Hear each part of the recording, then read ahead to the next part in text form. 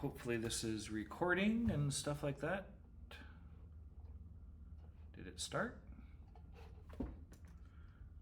Oh, yeah, okay, it started. Okay, so I'm Bruce, and today we're going to look at how to create gears.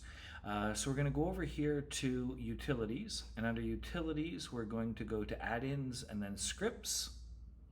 Yay, we can see it. Okay, and then we're going to scroll all the way down to the bottom. I'm not sure which one to run here, actually. Now I see that there's two, but let's try this first one, and it's going to run it.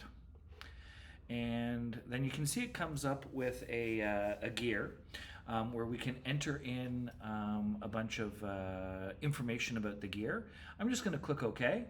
And so now we can see that obviously we've got a gear here.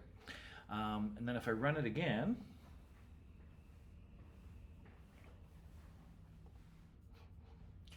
and come down, and we'll do another spur gear, the same one.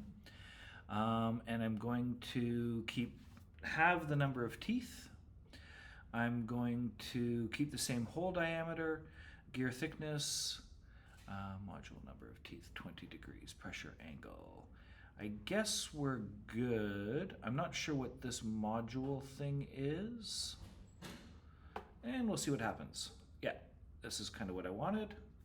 And so now that we've got these two gears, I should be able to offset one and slide it in like this. And if I just kind of rotate around,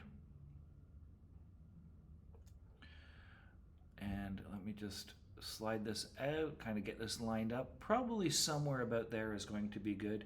Maybe a bit, oh, I know, I see. So if we zoom in here, right, we can see there's the overlap, there's this line here, the blue line, and I believe the idea is to have the gear line up with that. So hopefully that'll work.